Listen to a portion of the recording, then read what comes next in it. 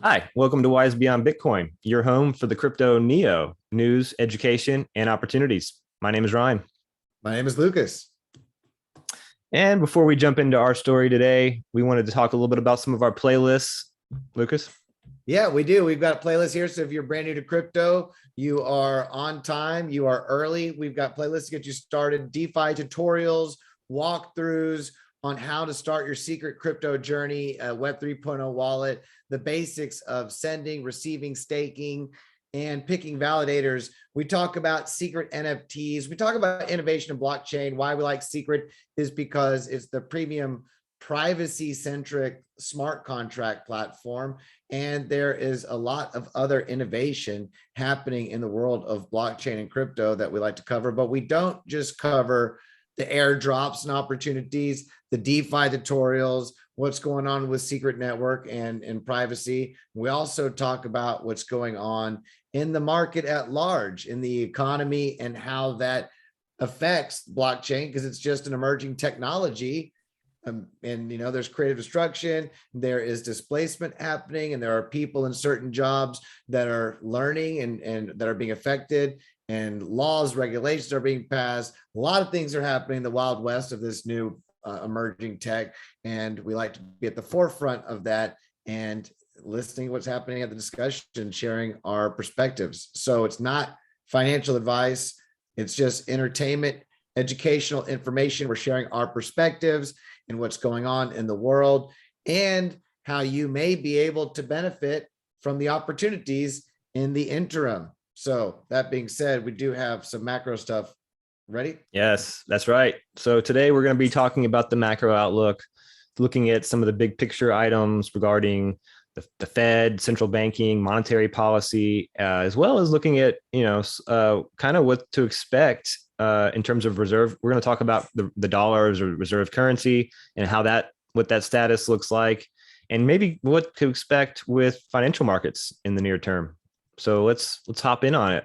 Something So we've talked about in the past, as far as the direction. I know you just picked up an article which is going to say it, but our views on blockchain and crypto are very macro oriented, where we see this technology replacing and displacing a lot of institutions and markets in the long run.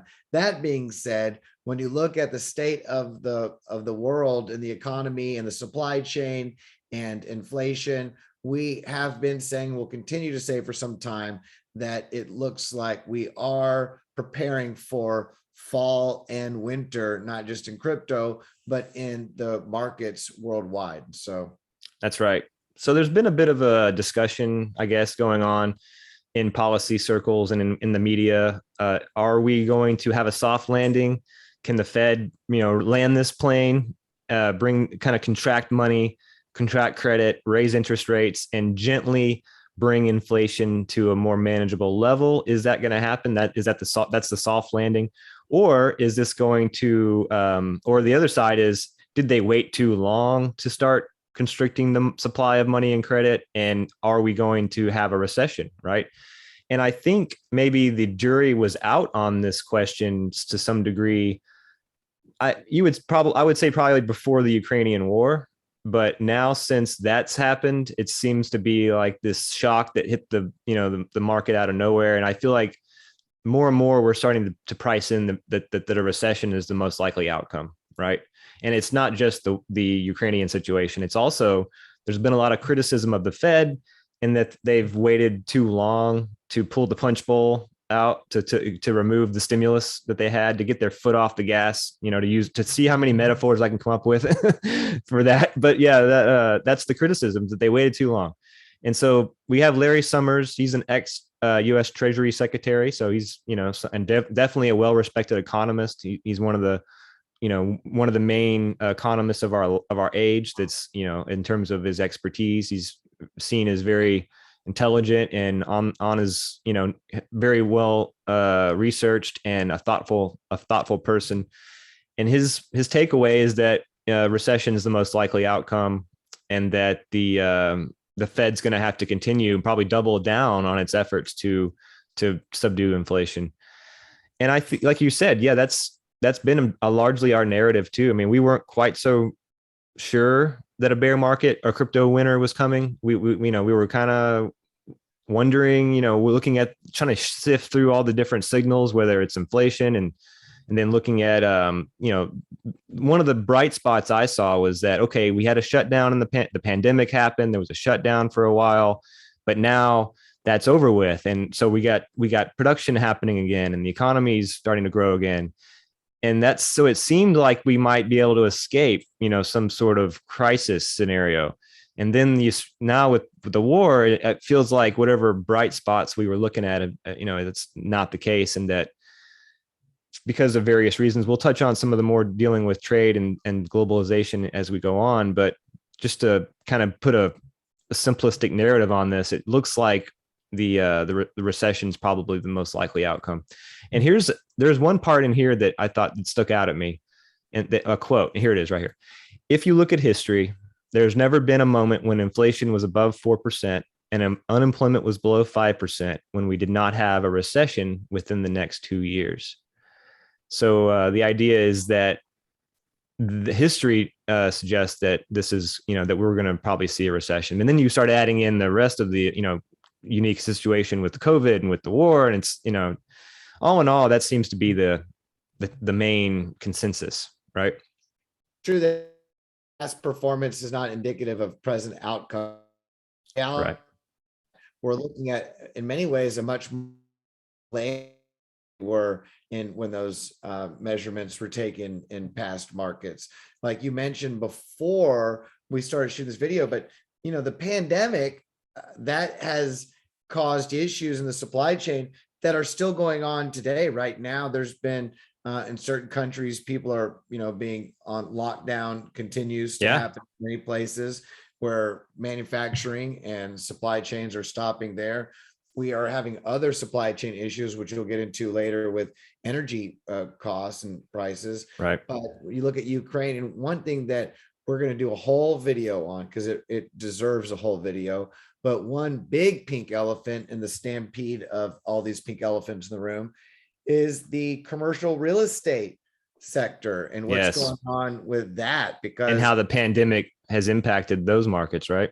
Pandemics impact those markets. So is technology. We look at internet and computers and just the efficiency that's gone through having Zoom meetings and emails. So the reality is that the technology that was around when people were doing conference calls and needing to rent out, skyscrapers and large buildings, that the loans that were taken out then were for a belief in a landscape of a market that was a lot different than what exists today. In post-pandemic, don't stand 6 feet next to someone who's got the sniffles. I mean, we live in a completely different world right now where the commercial real estate sector is not looking to in any way, shape, or form rebound. And once those balance sheets, get corrected and adjusted to reflect the and how that could ripple out, right? Because a lot of those loans are considered assets that can be used to be pledged as collateral for other loans, right? So there's a bit of a chain of credit that can be destroyed with write downs and with a credit. It could create a liquidity crisis, right? All worldwide. And since you talk about commercial banks being one of the larger printers of money, that people don't recognize that the money supply doesn't just come from the Fed, but it comes from the amount of money creation and loans that are allowed to be done.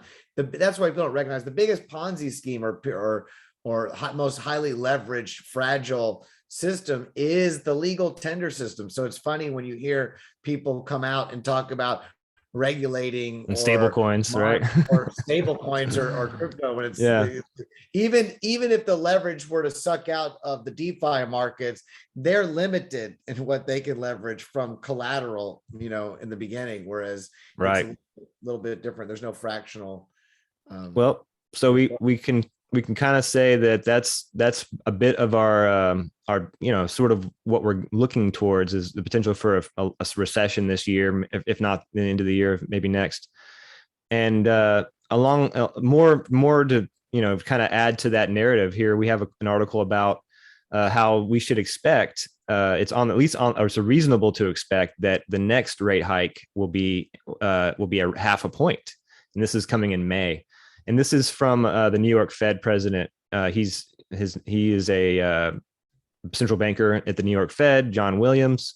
And his takeaway here is that it's reasonable to expect a 0.5 percentage point interest rate hike. And we just had a 0.25% in this last time. So this would be, twice as high. And I feel like, well, I should rephrase that.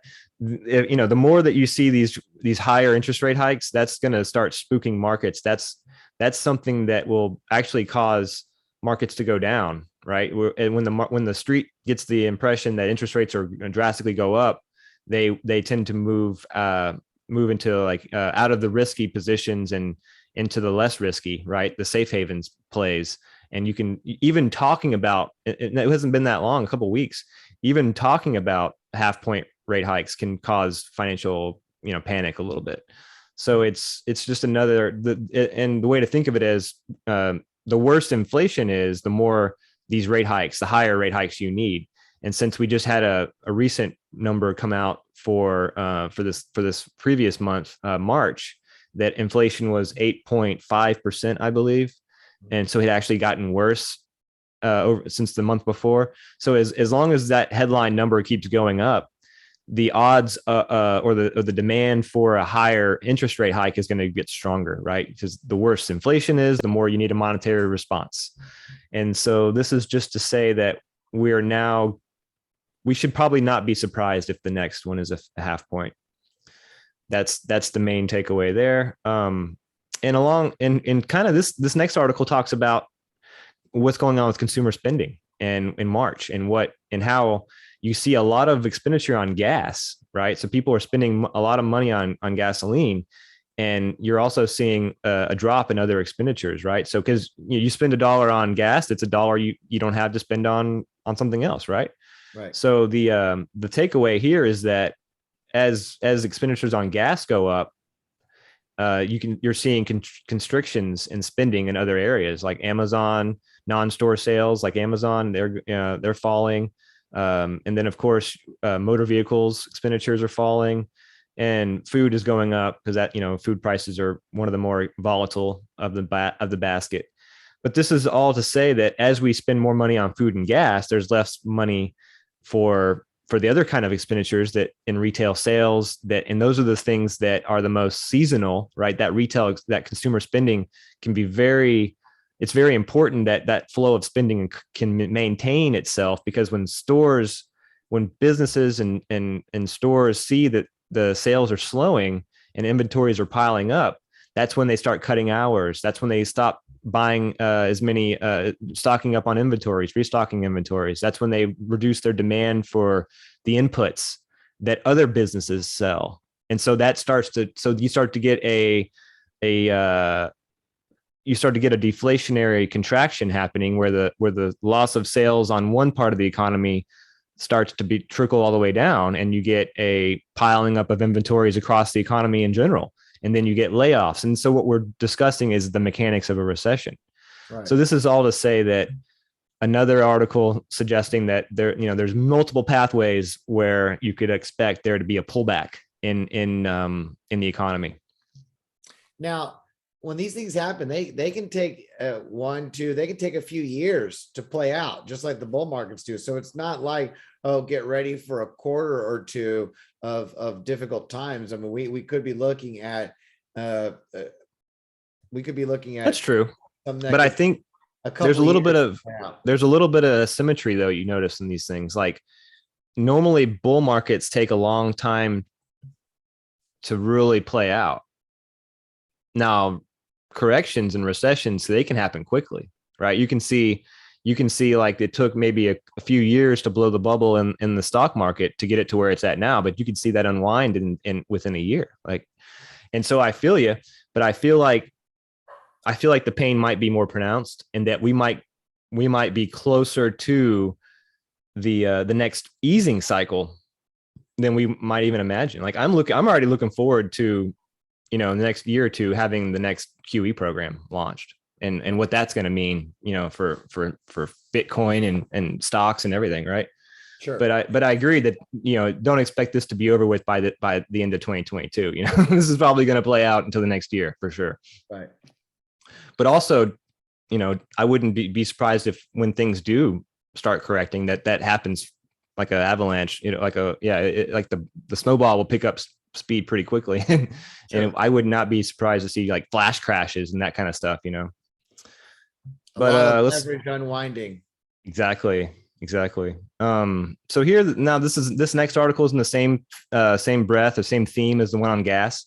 And we're just looking at how expensive housing has become. This is something that a lot of people are talking about. Rent and housing prices are just extraordinarily outpacing inflation, by at least double, right? And so yeah, this just adds more fuel to the fire for those who are calling for some sort of interest rate hike, some sort of a Federal Reserve response, some monetary response. I mean, you're looking at 23% increase in the price of homes and housing in the last year. That's extraordinary, and obviously this is inverted. So this fall is actually how much more expensive houses are becoming. This is an affordability index. So as the affordability falls and goes down, it's becoming more expensive. But it's kind of counterintuitive because it's going, the chart's going down, but regardless, that's what it's measuring. That's the loss of your dollar, the dollar's value in a housing expenditure. Sure. So yeah, just to say there that, a dollar spent on housing is a dollar you can't spend on consumer spending, on discretionary spending, right? Retail sales. And then we're back to understanding, okay, well, if demand for those goods falls, then the knock-on effects, to use an economic term, is that those businesses start laying off and reducing their expenditures, and that becomes this self-fulfilling prophecy where you get a deflationary outcome. Okay, so now we're going to switch gears and we're going to talk about a potential way that President Biden could counter inflation that does not involve monetary policy. It involves reducing the tariffs that were imposed on China and several other nations that came under the Trump administration. And the argument here is that if those tariffs were rolled back, that would free up, obviously would free up trade between those trading partners. And that would bring in more goods because now we're not taxing those expenditures and those trades. So more goods would flow over to the United States. And, supply demand analysis, greater supply, prices fall. So the idea is that if we reduced those tariffs, we could probably lower inflation, according to the economists, by 1 to 2 percentage points, which sounds small, but then, that adds up. Quoting here, it's $800 roughly a year per household, depending on how much you spend and how much you buy. That's a lot of money, right? Mm-hmm. And the takeaway, the conclusion in this is that while that is a viable path to helping, reduce the inflation problem, it's probably not going to happen because it's not politically viable, considering that with what's going on with the war in Ukraine, and China and Russia are allies. And right now, the idea is to try to put as much leverage and pressure on those two entities as possible to try to get them try to get China to, pressure Russia to stop the war. So yeah, it's an option, but not a likely option.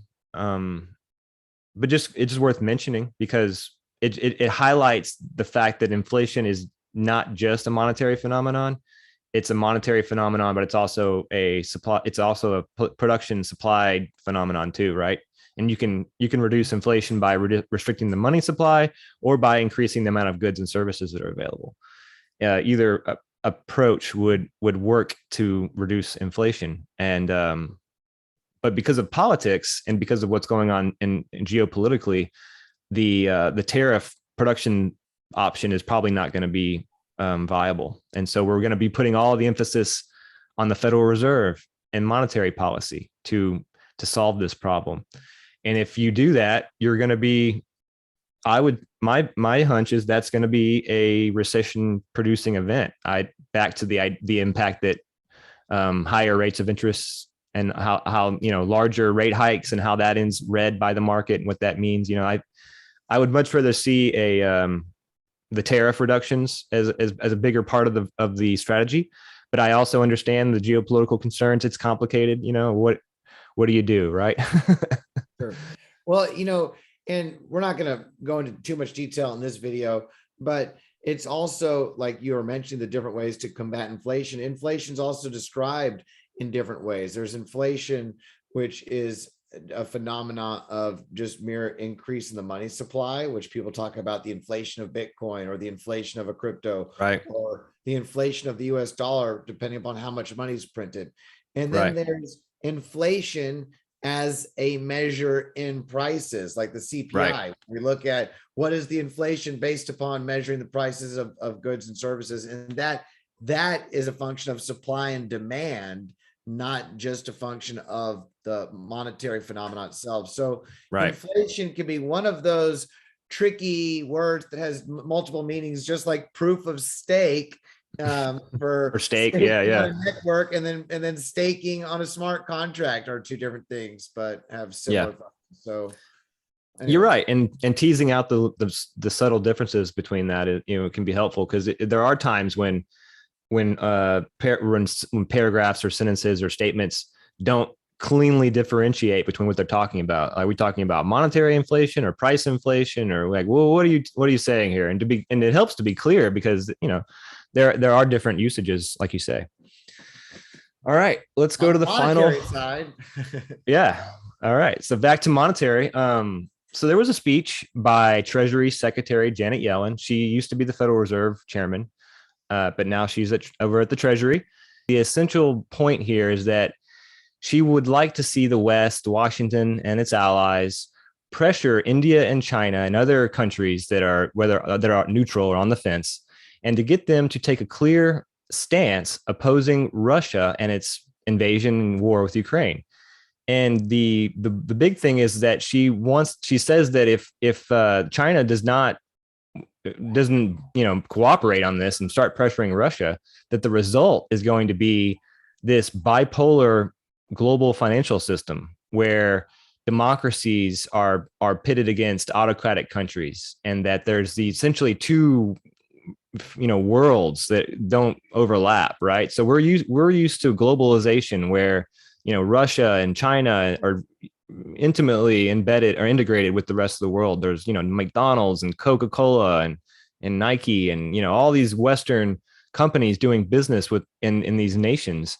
And her point, or her argument, is that if China and India and don't really step up and start pressuring Russia to be democratic and not autocratic, that the result is going to be an unwinding of this globalization, of this integration that we've seen over the last 40 or 50 years. And one of the big outcomes of that story, this globalization, this big change, has been that it's lifted millions of people out of poverty in China and India, right? There's charts about this, but global poverty has dropped like a rock since we've started trading together, right? So and in the United States, if you look Oh at yeah, Walmart's and all we look at no doubt. middle class and lower class on the economic scale, and how cheap goods, access to cheap goods and services has increased the quality of living on so many Yep. people. So what we're really talking about is a war against lower class. Well, yeah, lower class. we're talking about a change in how trade is going to go potentially operate going forward, and the costs that is going to fall on, like you're right on the money. It's going to impact the people with the least the most. That's who's going to be impacted the most. It's going to be those with the least. So I guess we all have a stake in not seeing this happen, right? The whole world's going to be better off if this outcome of bipolar global financial system doesn't happen. And that's the message here. Now, in this article, and all these links will be in the description, so you can read it below. But we got off on, there's a Twitter back and forth that I found pretty interesting. And there was a response to this, and one of the responses was that Yellen's statement doesn't jive with her earlier comment that the U.S. dollar will never lose its reserve currency status. And his point is that, well, if we we have this future world where it's where the financial system's been split into two, and there's two poles. It's bipolar. Then how does the dollar, maintain its reserve currency status in that kind of a world, right? Because China would be cut off, and obviously they're a big holder of treasuries, and a lot of dollar reserves are in China, and not to mention other countries. So if this bipolar world happens, then what does that mean? What does that mean for the dollar as a reserve currency? And so there's a little bit of back and forth on that. And I kind of wanted to highlight it because there's so much good economics, or, it skirts really interesting issues. And I want to talk about a few of them. So Mish is Mike Mish Shedlock has a response. I feel like his response is pretty well thought out. I'm not going to say that he's right and the other guy's wrong, but I feel like he's got some good points. And one of the things that he says is that, of course, never say never, but the U.S., the loss of the U.S. reserve currency status is nowhere in sight. And it's because of the fact that there's no viable replacement as of right now. And he's saying that people are confusing small increases in other currency holdings, other foreign reserve holdings, foreign exchange holdings, but how that is not the same as losing the reserve status itself. And the reason that he thinks these are different things is that there's no viable replacement, and that other countries aren't able, whether they don't want it or maybe aren't able to, it's not likely to be lost anytime soon.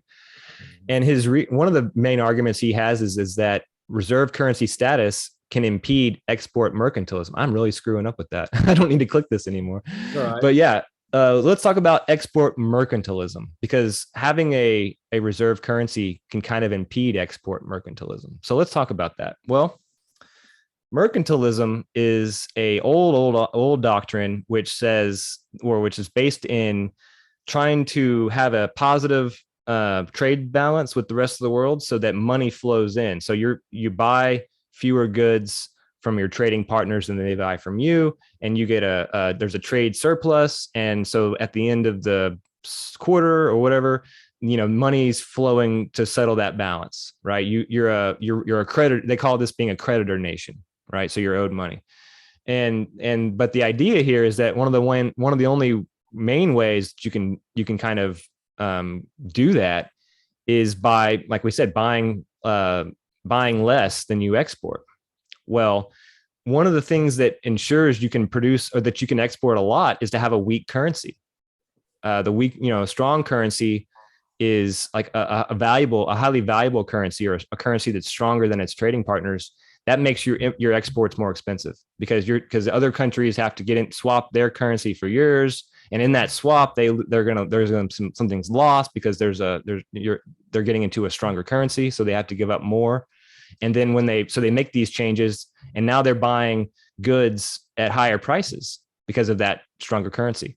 And so people obviously want the best deal. So it tends to be that the people with the weaker currencies relative have the most exports. So to put all this together, having a reserve currency can impede export mercantilism in the sense that reserve currencies tend to be the stronger currencies, because they have there's demand for them, right? So the more people demanding that currency, the more its exchange rate goes up. So there becomes this kind of tug of war between the export side, which wants a weak currency, and then what happens when you actually do have a reserve currency in practice. And so for that reason, that's one thing that needs to be considered. Now, another issue that was brought up, and this is kind of what got my attention when I started reading this, is that the claim is that if there was a gold-backed yuan, whether it was China would move to it or Russia were to back the ruble with gold, the claim was that this would end the dollar as a reserve currency more or less immediately.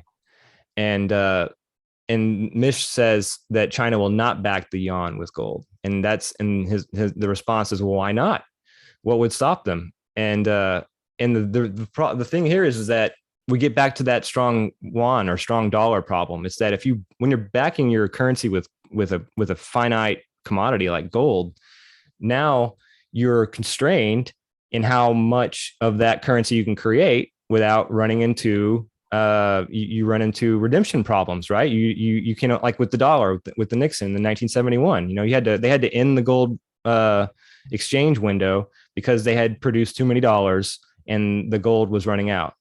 So the long story short here is that having gold as a standard disciplines how much money a nation can create, and that limits its ability to run the kind of deficits and things that, and to spend as much money and to have a weak to drive the value of that currency down so exports are promoted, right? So you want to have, if you have export mercantilism as your goal, you're going to have to weaken your currency to make it attractive to foreigners. But in doing so, if you've got a gold backing or a gold peg, guess what? Now you're constrained. So it's like, it's a bit of a dilemma. And like you mentioned, going, looking from the classical gold standard and all the steps that it took away to go from a loose peg to no peg at all. The idea that any modern banking system with legal tender debt money is going to try to return to a gold peg system, it doesn't make sense on any side of the aisle at this point. Right. I agree. Now, one thing we'd like to mention is that you could theoretically have a gold standard where instead of having a peg, you were actually a classical gold standard where it was, where the was fully backed, like 100% reserve, but then you would not be able to have fractional reserve lending. That introduces the instability, right? And for that reason, that's what makes this a non-starter, because the modern world is almost inconceivable without the kind of credit creation and lending that happens through this fractional reserve system. So it really does feel like, and we don't want to get too in depth in all this, but there's a lot of talk about how the dollar is going to potentially be replaced by some gold-backed currency. And this is a good article, good discussion to kind of look at some of the issues involved in that and to say, well, maybe that's not as clear cut as it seems, right? And in fact, a more likely scenario in my mind is that it'll be another fiat system, a basket of fiat currencies, SDR, special drawing rights, things like that, but it's not likely to be a gold-backed yuan. And we didn't even touch on the capital control stuff. I would even say in the future, you look at people talk Bitcoin being a digital gold, but looking at the storage, you still have storage issues and auditing issues with gold and large reserves of metal. Yeah. I mean, at the end of the day, I would see Bitcoin and digital assets is more likely as being more likely to be a reserve in the future of digital money than going back to pegging to gold in any sense. Now, what do you think? Now, I would say from all this, we would definitely want to push for more free trade and allowing for as much interaction to take capital flows to happen across as many boundaries. Because if we did have this new iron curtain being drawn among groups of nations, and you'd say you have China or other nations that have large amounts of dollars that they are no longer going to be able to use or spend as much, those dollars will flow back to where dollars are spent, and it could have an inflationary effect with the large stores that are being held in those banks, as well as then they would need to come up with if they were being blocked from trade and the reserve currency of US dollar was no longer needed for settlement in certain countries, then it would create some new type of currency to be traded between those nations where settlements were being accepted. My fear would be, well, I don't know if I'd say fear, but my hunch would be that if we did go this route of splitting the world up, this bipolar outcome, I would bet that those foreign exchange reserves that China is holding would be frozen, just like they did to Russia. Which would be even a bigger talk about a big worldwide dilemma and problem, because nobody likes, like, if you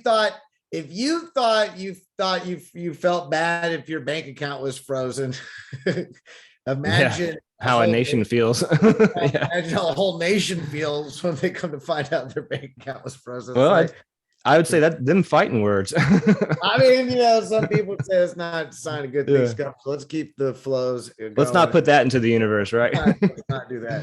All right. Okay. So, but I think Well, as what far as do the we want to say macro about outlook, crypto? Yeah, let's draw it all. What do we want to bring it back to crypto? So, I mean, not financial advice, but no, the forces of deflation seem to be stronger than the forces of a near term bull market, wouldn't you say? sure. I would say that I do feel that the crypto markets are already highly leveraged, and there's a lot of institutional money in crypto. We'll do a video specifically on this, but don't think that the crypto market cap is pumped up from small miners and people all over the world. There's people with billions of dollars, hundreds of billions of dollars that are already openly entered into the market. And when they purchase Bitcoin, it does not affect the price because it's done not through Off, Coinbase. It's done right. over the Off counter. chain, Off over the chain. counter. Yep.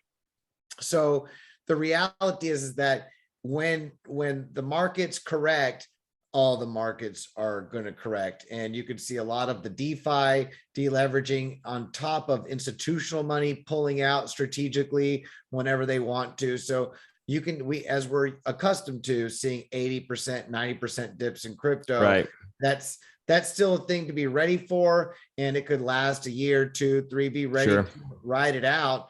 If Now, you're wouldn't you also say that maybe the riskier plays would probably be the DeFi plays right now, and that maybe if you are going to be DCA dollar cost averaging, probably buying quality might be one way to think of it. You know, your I would, Bitcoin, your ETH, that kind of stuff. and I think we should do a video. I was writing that. We'll do a video on the top 5, top 10, but there are some quality, more stable projects that if you're going to just sit back and ride it out, like you mentioned, Bitcoin, number 1, Bitcoin and Ethereum would probably be Yeah. the top 2, Right. by market cap and just by being able to ride The out. security of the chain too, and its history, and For sure. yeah. And then there are some other projects that I would say tend to be more stable and have more potential to ride out the storm than others due to their decentralization and their security, and Their community too, like with their the community IBC.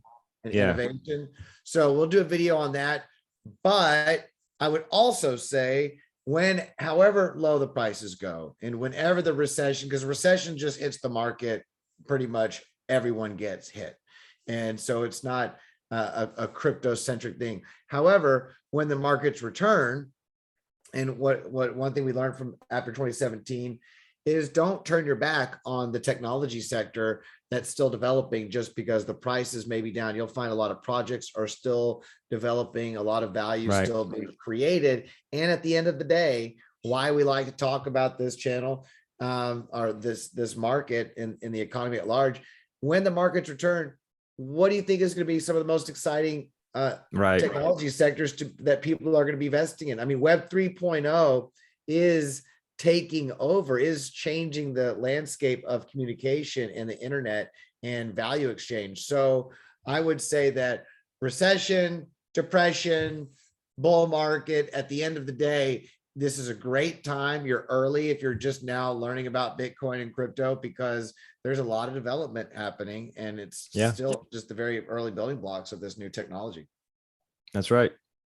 Well, I think that about covers it. We'll be staying up on these issues. There's going to be a lot more coming, a lot more to talk about. And until we see you next time, adios. Have a beautiful day. Namaste, y'all.